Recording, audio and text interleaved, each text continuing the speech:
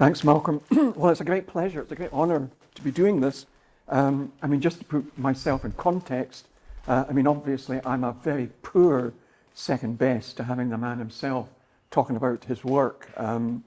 But I taught with Chick for about 15 years at Napier, between about 1980 up until really his death in 1998. Over that period of time, I obviously got to know Chick very well. I got to know him as a teacher, I got to know him as a person, and of course I got to understand a little bit of his working practice.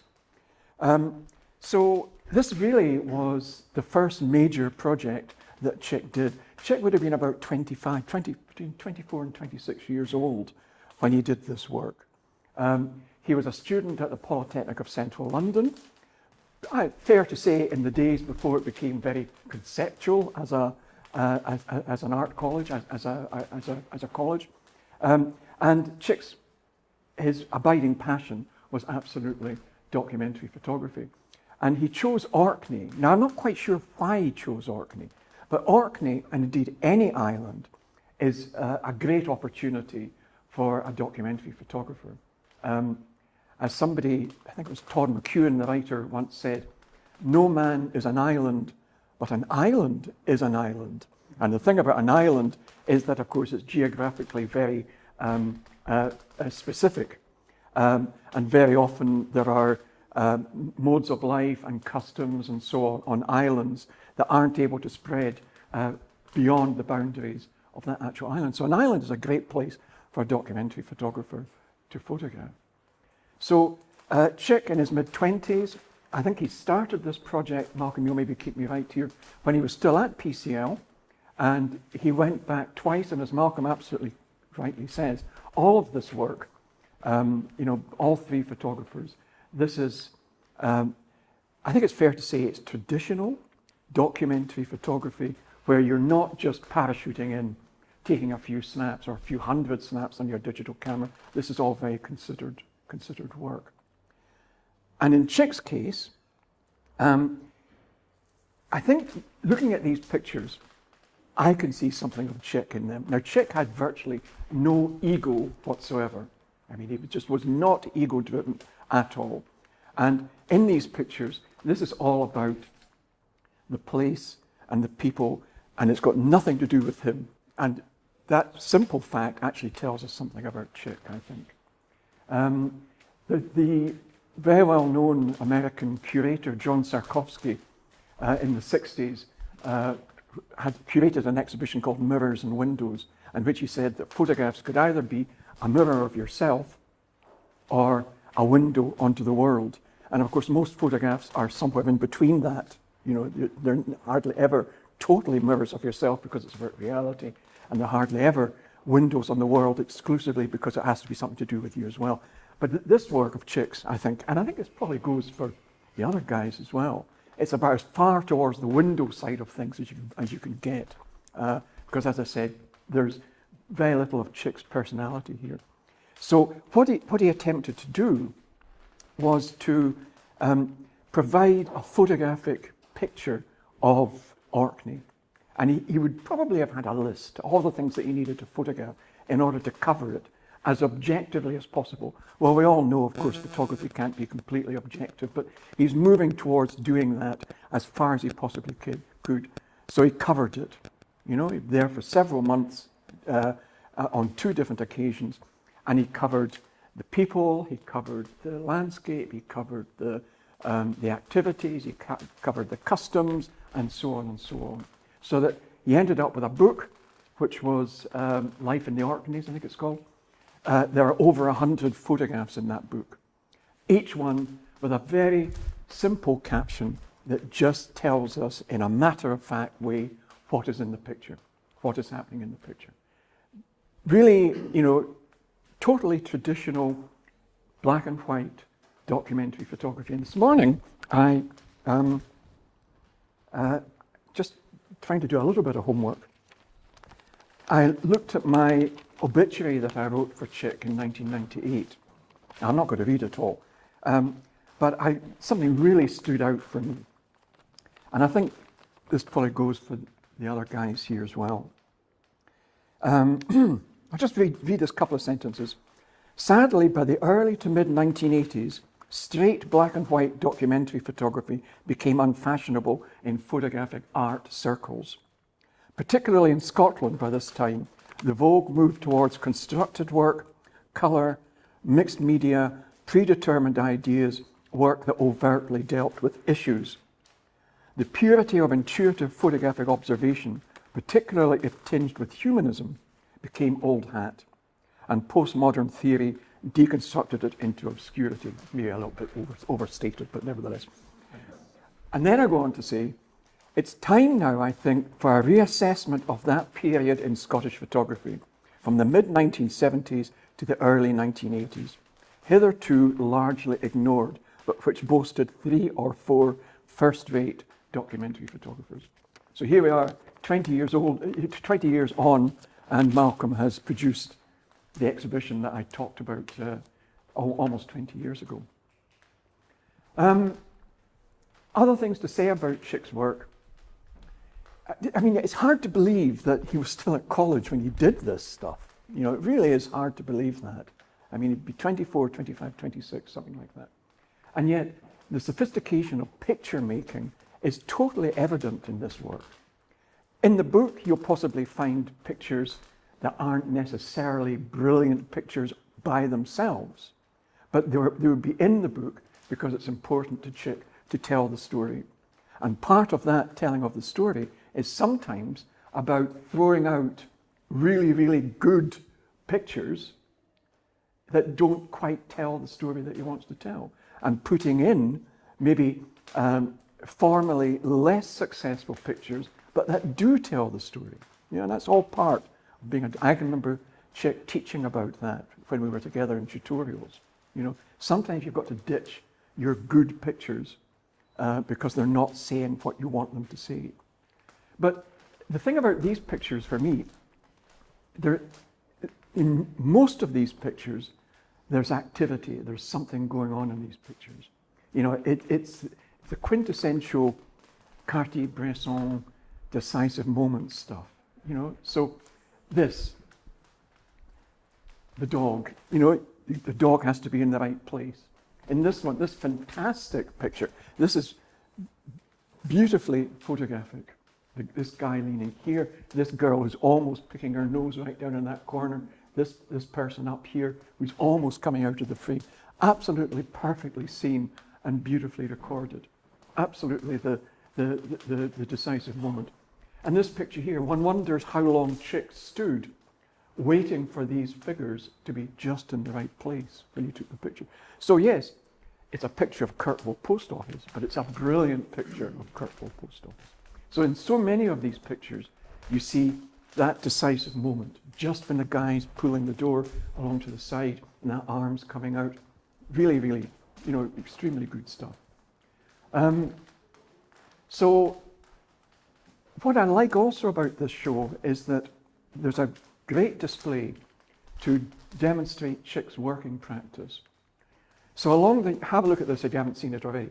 Along the top, you've got contact sheets. You make the physical contact sheet, you look at it with a loupe, and you put a chinograph around all the possibles. And then what Chick would do is to make small prints, just about that size, of all the possibles. So you would have a pile of maybe 200, or maybe even 250 tiny little prints. And then they'd all be laid out on the table or on the floor, and he would invite friends of his. He never invited me, I may say, but he would invite friends of his at that time to go through the edit with him in case there was something he was missing. You know? Now, I still think, even in this digital age, that's still the way to do a major body of documentary practice.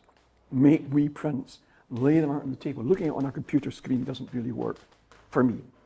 And from that, he'd make work prints just a wee bit bigger on 10 by 8 paper or 6.5 inch paper, and then make the final print from that. So it's as much an editing process in documentary as it is you know, a totally preconceived practice where you're thinking so much about the pictures you're taking. I think that's probably about all I want to say. I can feel myself running out of steam.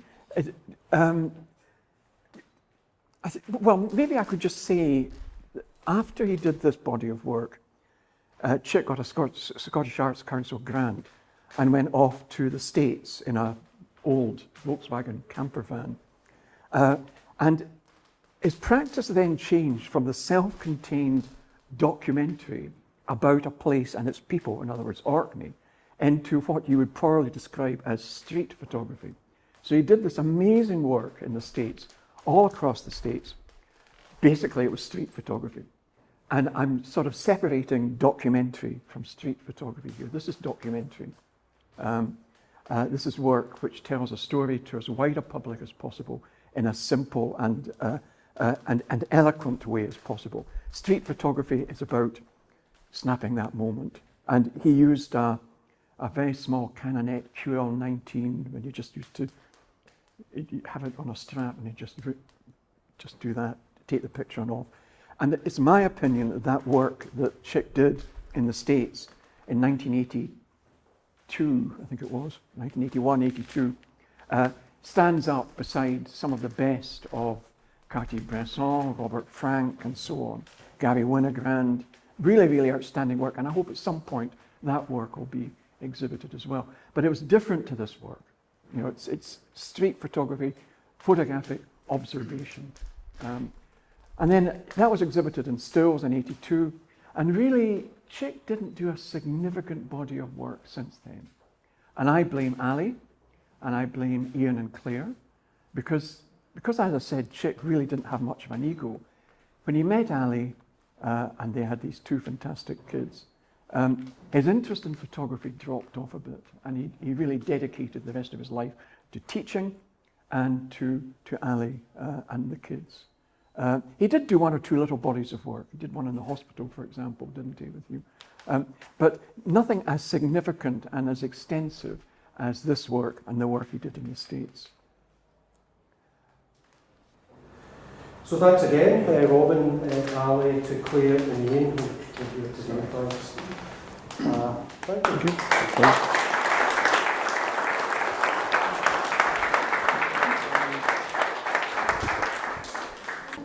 I'd first like to thank Robin. I think Robin should be doing all these three talks, actually. My work was after Chick's. I'm not sure Chick's time was probably 75, 77 or something. I'd just finished art college. I did painting as an art student, but halfway through my art college, I got very interested in photography. I knew nothing historically about photography at all.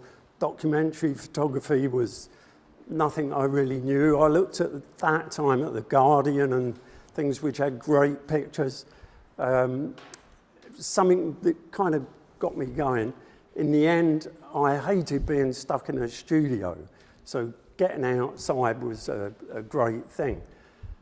I eventually did a fine art degree, got an award for fine art, but my painting degree was all photographs, mainly of landscape, and it was judged by Howard Hodgkins, who was a painter who judged me really very well. But from then on, the last thing I wanted to do was paint. I was very keen on being outside. I applied to Highlands and Islands Development Board in Inverness, and luckily got some funding, not a lot of funding, but as Chick, you didn't quite know why Chick had gone to Orkney. HIDB said, could you go to Caithness and Sutherland? Because it was a very unexposed, poorly kind of communicated area. So I said, fine. So in essence, all the work from here was like doing an apprenticeship. It was my first photographic project.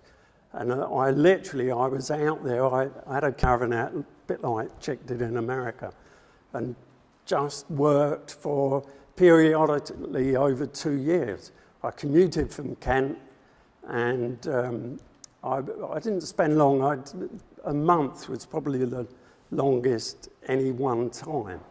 But within that period, within the 2-year period, I got very close to a lot of the people, a lot of the places, and it was just fantastic for me being out there exploring places, looking, getting used to working with people. As any of you know, photographing with people, you really need to build up a rapport. So if ever I'd drive along and I'd see somebody cutting peats or rounding up sheep or whatever, I'd just stop and get into conversation and gradually build up, would you mind me taking your picture? And it grew from there.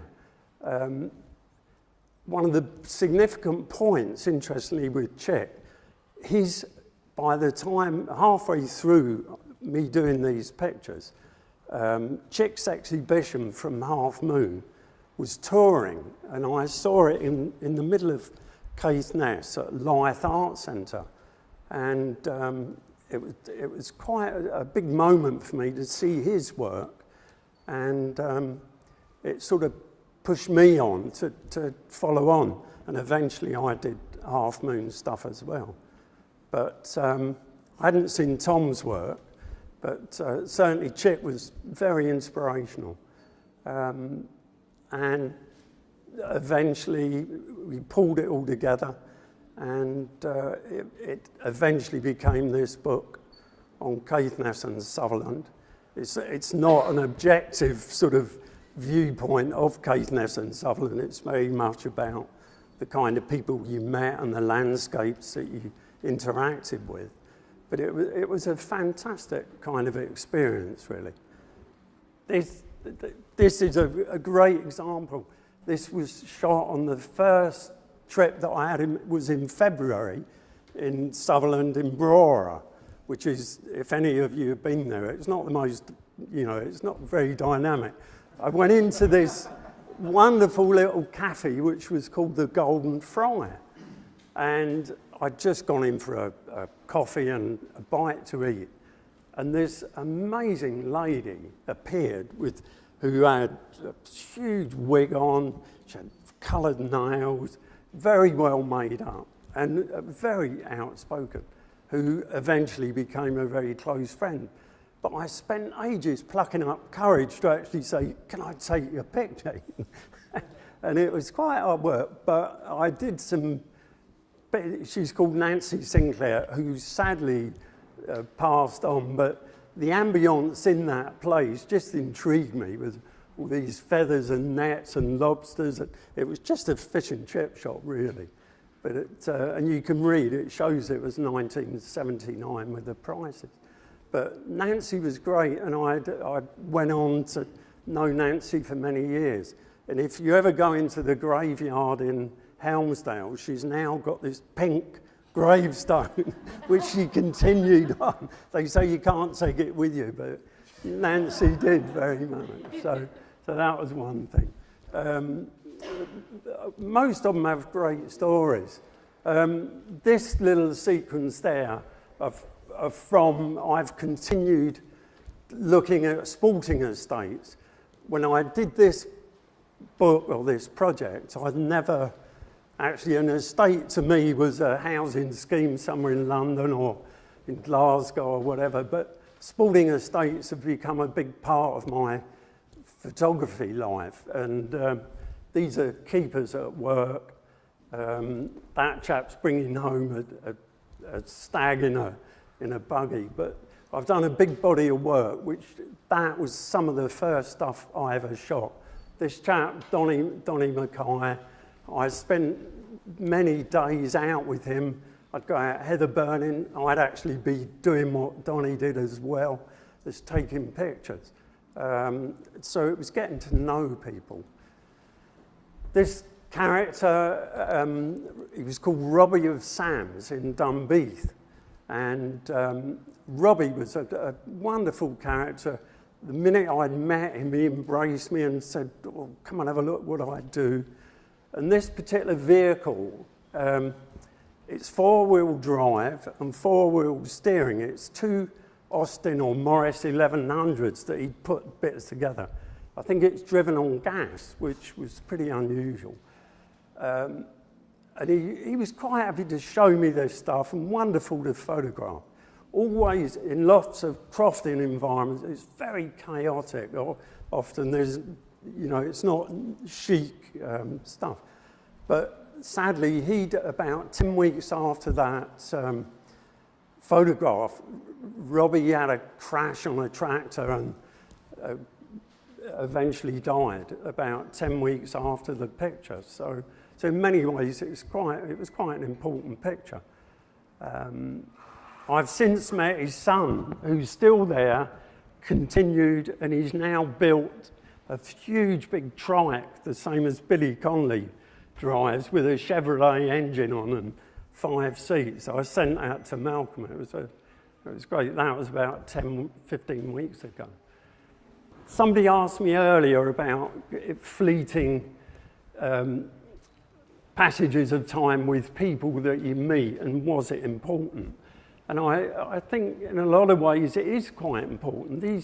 These people were friends of the keeper that I was working with. They do gold panning they did. They're obviously dead now. But they were really, really happy and keen. Once you'd built up a relationship, it was very important to make good pictures. And they did their best to work. They'd be working, trying to do their gold panning, and you kind of intrude a little bit. Unlike Chick, obviously, but I would try and get them to do something. But it's quite interesting. But to me, the whole thing really was it was very much an apprenticeship, and I was up in some of these areas this week. So I do go back there, not doing the same kind of pictures. But for me, it was a fantastic springboard, if you like, to doing lots of magazine work, and I still document stuff now. But it was incredibly different. One really interesting picture is this picture there. I drove along that road on Thursday. You've all heard of the North Coast 500, presumably, and this chap was from Birkenhead, but he was going from John O'Groats down to John O'Groats to Land's End, and we worked out he'd got about 850 miles to go. 2 days later, we actually found the buggy dropped in the side of the road, but he did eventually do it to Land's End without the buggy. But I was thinking now with the North Coast 500, that road is absolutely deluged with vehicles of all kinds, and he wouldn't have got 20 miles down the road without getting run over. So, God. Right, is there anything else? Yes, young man. How much film did you shoot doing the project? Right, I'm going to go on to that. Some of these images, there's one there, a landscape one that I shot with the sewage. It looks like a bit of, it's very made up, looks like an archaeological sort of thing. It's actually a sewer pipe. It's at the back of the desk there. I shot one picture of that actual thing. Most of these things I probably shot maximum half a dozen pictures at the time. You know, if I'd been out shooting digi, I'd shot a lot. I don't know, to be honest, I don't know, but not a lot really. It's very, very small. A lot of those, as with Chick, I'd mark up the contacts. But you'd only have one to mark up. You wouldn't have a dozen and think, well, that's the best one. So, and now it wasn't being frugal, it was just, I suppose I was a bit naive at that time. But, and do you still shoot like that? No, not on digi, I don't. No. You try to, but it's very, very different. One of the other ones, the most interesting, is the ladies at the far end who were folding the newspaper in Northern Times, and a friend of mine actually worked in this place and told me about it. And these ladies actually hand-folded the newspaper on a Thursday to go out on a Friday. He would whisk them away and they'd go off to newsagents. And you just couldn't believe that happening now. I mean, I know it's a wee while ago, but most extraordinary happening. So were some of these photographs obviously just chance then as a result of a conversation you had with somebody, or were they pre-planned along the lines that we were talking about earlier? Well, where a list was made initially? yeah, the book came out, I did the project for HIDB, and then I did a little bit afterwards. Once I'd been asked to do the book, I then sort of filled in gaps that I thought were obvious. I then looked at Tom Shetland pictures, looked at checks and realised there was a kind of format for it. So I was missing certain kinds of pictures. But generally, yeah, most of them were, you knew what you were after. But for me, I say, it was very much like an apprenticeship. It was extraordinary, which you probably wouldn't get to do that now, you know. Because I didn't do a photographic college course, so I hadn't had that experience, you know. So.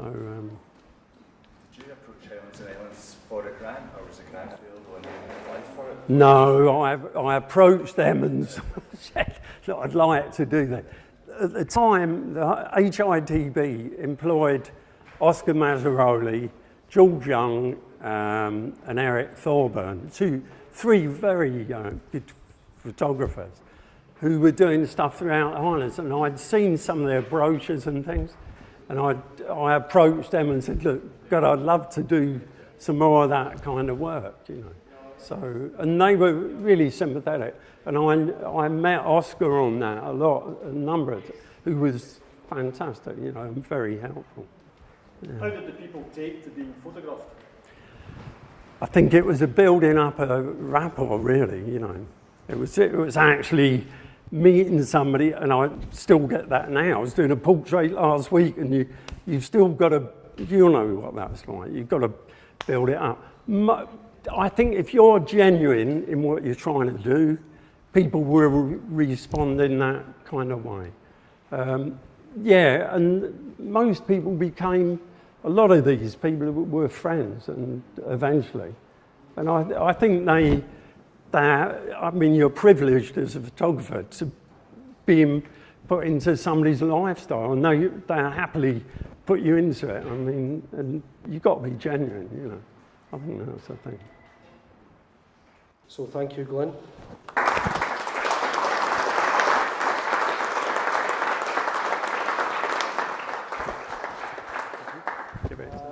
Tell us how it all began, Tom. Well, firstly, forgive me because I hate public speaking, and had I known this was due, I wouldn't have come. I'd finished college at Napier, and I think I was working offshore as a summer job on the rigs, and we stopped off at Shetland for fuel in a helicopter, and it looked interesting. I fired in for a Kodak bursary and got a couple of £1,000 from them to head up there. So keep coming with the questions, because I can't talk about myself. Come on, Malk, do your job. How long did the £2,000 last? Thanks, Jeremy. A couple of weeks. No, the money, well, initially I bought a little Honda 50, so that took up a fair chunk of it, and the rest was spent in film, and it all just vanished. I'd assumed Kodak would give me a special deal on cheap film, but they didn't, so it was all full price. I was lucky because at college there was another student who lived up there. He hooked me up to some people, so I went up, met him off the ferry, and just went chugging around, and it all started there. Very frustrating, because I just wasn't getting anything I was happy with.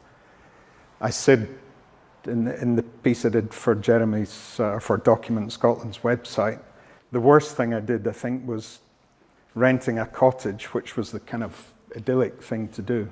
Cottage in the middle of nowhere. But that became very depressing after a while. Although I did have a pet sheep, which was interesting. So after that, I started staying in B&Bs where you met locals, and that was wonderful. That's when it all started, really. And the first, is it here? Is it on the wall? The wee boy in the boat? Oh, yeah. That was about the first day I'd moved into B&B. That was friends of the people I was staying with. How many shots did you take of the wee boy? Oh, dozens. Yeah. Well, that was the only sharp one. Yeah, I didn't skimp on film, I have to say. But it was great fun. How long did you spend up there? I can't remember, 7 or 8 months. To be honest, I can't remember taking many of these. It was so long ago. So it's a bit frustrating when people ask you about them. It was a long time ago, but it was a good time. That was another place I was staying. In fact, these were all near a house. A B&B. I was staying in the North Mainland. And they were lovely. And it was just a great way of meeting people. Mm-hmm. Can you remember, I know memory's difficult. I hope this isn't going to be a trick question. What photographers you were looking at in those days? And that maybe inspired you or where? Well, Gus Wylie. Gus Wylie? But yeah, the usual, I suppose, Cartier-Bresson, Bruce Davidson, Robert Frank, all that crowd. Yeah, the usual wonderful photographers. And Chick, of course, I'd recently met Chick about halfway through it, I suppose, coincidentally. I didn't know Chick from Napier, and I didn't know him from school either. We were at the same school. Yeah, lots of people, you know. I used to devour pictures. I used to go to Edinburgh Photographic Society. Even when I was at school, I used to go down and they were stupid enough to give me a key for Great King Street. So after the pub, we'd all go in there and take a carry out and look at all the photo magazines. Wonderful place. Is it still there? It is. 63 Great King Street. 60. Oh. So whose house was I in then? Yeah. Okay, is that it? Do you have a preference in these pictures, or is a special memory for you? Well, it varies because, again, as I told Jeremy, there were lots of these pictures I'd never seen till fairly recently. And I was looking through all the negs, and I found stuff that I'd never even printed before, which was great. It kind of rejuvenated my interest in the whole thing. But frankly, now I'm sick of the sight of all of them. In regards to this, to what you said about looking at them again, at the time, did you have idea for where would they go? Who would see them and how we would place them in a... No, I didn't. I just wanted to shoot the stuff and didn't really think till then Chick was doing his Orkney book, and it seemed the obvious thing, so I approached the publisher, Paul Harris. So was he the editor then again of your work? He wasn't meant to be, but I produced this immaculate copy of, using Chick's book as a template, and I laid the images out where the thread would fall on pictures over 2 pages, so you wouldn't lose any of them in the gap. And next thing I knew, the book was on the streets, and they changed the printer, and the threads were nowhere to be seen. Everything, all the pictures over 2 pages disappeared. Anyway, he was a nice guy. I think I mentioned the story about, well, you were there, weren't you, when Chick thought he'd got a remainder stock of his books. And there was one of his on the top, and the rest were all mine, because his had sold out. That was when Paul Harris, the publisher, mysteriously went bankrupt, and all his the van carrying all the books was blown over on a moor, and the whole stock vanished. As did he. Yes. Yeah. What is he here? It's just, he didn't, all the way from. Yeah, nothing would surprise me. I think he became a war correspondent. Yeah, in Leith. No, I don't know. Is it what being shown in Shetland? Or is there any plans to take it? I don't know, ask Malk. Some of it was shown, the first place it was shown was in the Bonhoga Gallery in Shetland, which is a lovely wee place. But is it going, any of the stuff going back, Malk? Nothing confirmed yet. The hope is to find some other venues, some of which will be in close proximity to where some of the work was shown. It's a long process to get that confirmed, but yes, it will be seen in other places over the course of time. So really, this is the first time proper prints have appeared on the walls, because Bonhoga just sent a bunch of old, crap. And they framed it and put it on the wall, unbelievably. And the feedback from that was wonderful. So you guys have done a great job of printing these, framing them. Look wonderful. Thank you. Thank you for cooperating. But you did another book, which is in the display case here. Yeah. Black Gold Tide. 25 years of oil in the Shetland. That's right. That was much of the same, well, the majority was the same stuff, but Tom Morton came up with the idea, so I went up and shot some new stuff. So the photograph was the bar, did any memory?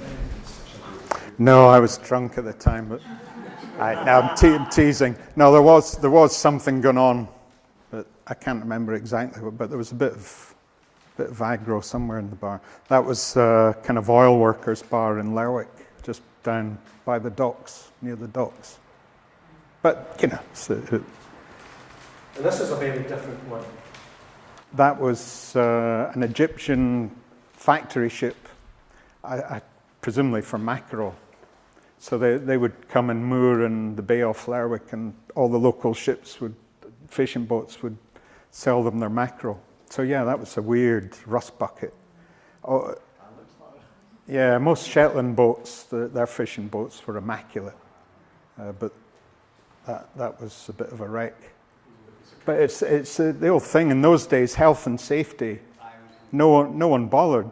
You know, I could just, well, anyone could just wander up. There was the pilot boat was going out. Was it pilot or customs?